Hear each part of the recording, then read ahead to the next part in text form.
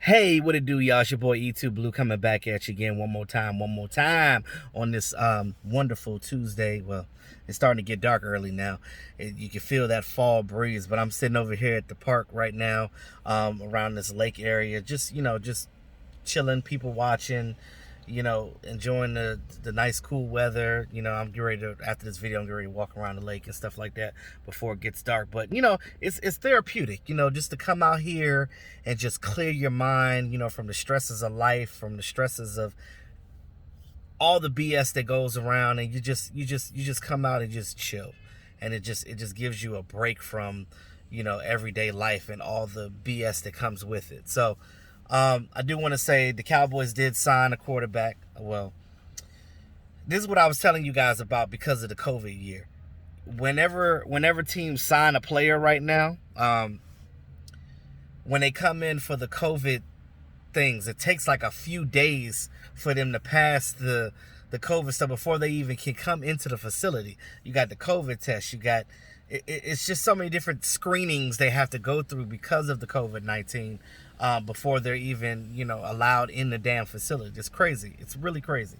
So they did once he could get past the test, they're expected to sign Garrett Gilbert. He's on the practice squad of the Browns right now, but he was a former 6th round draft pick of the Rams back in 2014. So he's been in the league a little while. He bounced around. He was with the Panthers, with the Rams, and and then here with the practice squad with the Browns. So they signed him for depth purposes. Who knows? He might be in a diamond in the rough. You never know. But they do have him. The Cowboys are going to have him on a roster now. He's going to be the third quarterback behind Ben DiNucci. Now I'm going to go through the quarterbacks that we have right now in this video. Now I do want to talk about the new starter that we have right now, which is our current backup, Andy Dalton. Now, this is the reason why you sign a guy that's experienced like that. For so many years, we've had rookies backing up Dak or rookies backing up Tony Romo. That like when if something happened to the starter, you're like, oh my God, now the season's going to be over. Now we got Andy Dalton. Everybody's still saying, oh my God, the season's over. Now, I don't think Andy Dalton is that damn bad. I really don't think. He was a Pro Bowl player. He did, even though I don't think he won a playoff game, but he still has gotten to the postseason. Even with, everybody keeps saying, oh, well, he had a great defense when Marvin Lewis was there.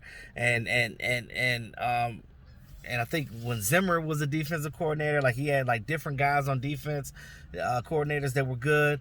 Everybody said, oh, he had AJ Green, Tyler Eifert, and for a short stint, he had Mohamed Sanu. I'm going to say this, right? Even with those little bit of weapons that he had, it still doesn't equate. That offensive line has never. I heard somebody say that their offensive line was like top 5. Do y'all remember the Bengals coach, the Bengals offensive line coach that we picked, Paul Alexander? Remember when he came to the Cowboys and was trash and was talking about the catch up and stuff and trying to make our offensive linemen play totally different than what they do? That didn't work.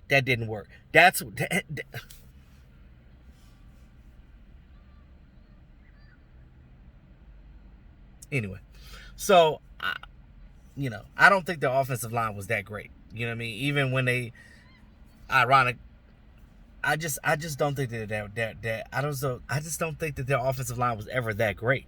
I've always seen Andy Dalton running for his life back there, but when he was with the Bengals. But I look at it like this.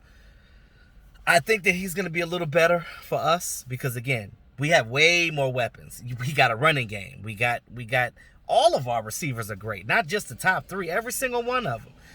We seen in the game where Cedric Wilson was getting screen passes and bootlegs and things of that nature. So they're utilizing every bit of this offense, and I love it.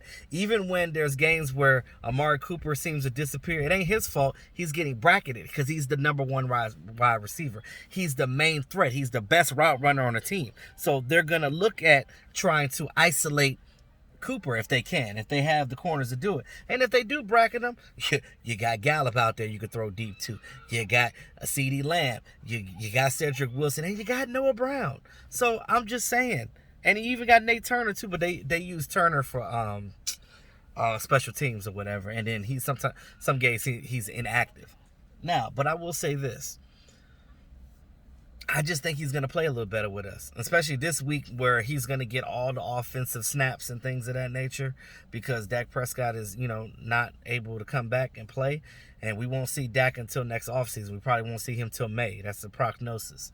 Now, Dak is a warrior. Dak is a true leader of this team. There is no question of that. He is your franchise quarterback. So hopefully they get the shit together and sign him to his contract next year because I don't want to hear no damn excuses. Period. Sign the damn quarterback. Sign his ass. And I'll be honest with you. I think that if Andy Dalton's okay with being the backup again for next year, hell, sign him for another 1 year.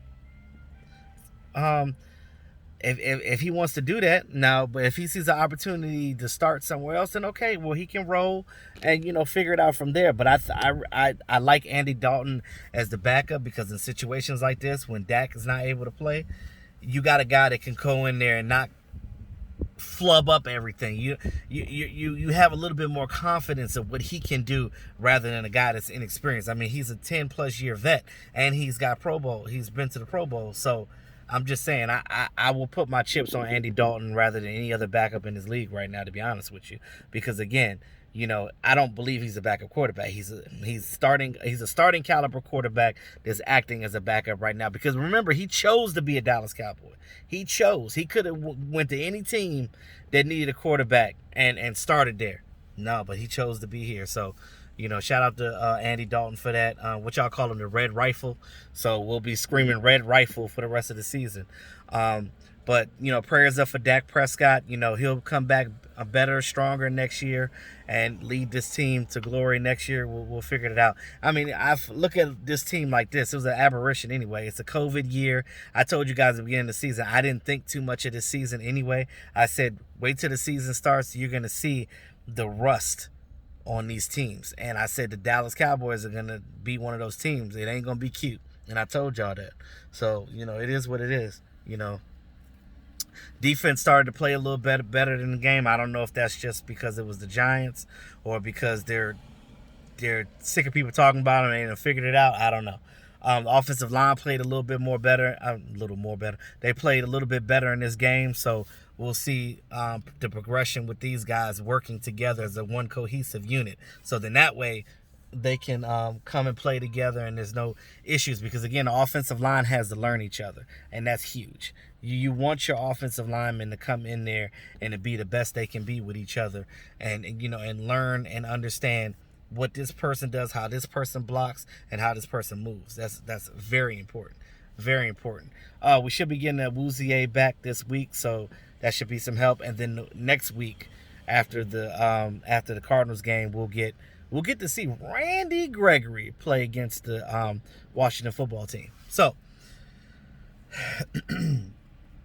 I mean, it's some bright spots there. We got some guys coming back, but again, having Dak Prescott is a big blow for this team. It really is.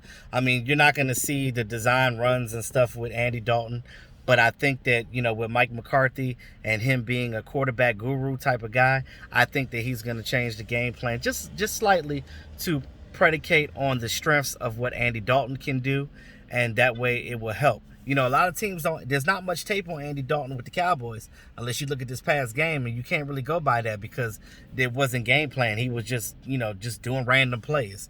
So it's not really showing anything. They're going to have to go back and look at some of his Bengals tape, but how much is that going to show you because it's not tendencies for the Cowboys. It's a whole different offense.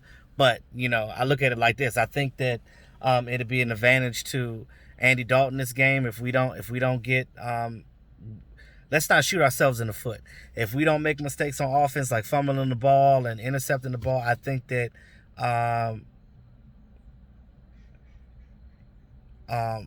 he'll be all right.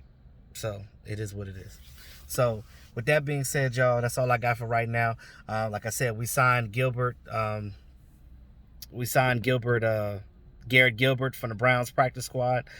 He was drafted as the third. Well, okay, so he's a Cleveland Browns practice squad. We got him from. I'm sorry. He was 2014 draft pick by the sixth round draft pick by the Rams. He flopped around, went to the Panthers here and there. So they signed him for assurance policy. So, because most teams do have 3 quarterbacks on the roster. So, if something happens detrimental, you got another quarterback to come in and play. Ben DiNucci, which his name sounds like a fire-ass pizza spot. But anyway, Ben DiNucci, the backup, the 7th round pick that we got this past draft from JMU, from Mark Holmes School. Shout out to Mark Holmes.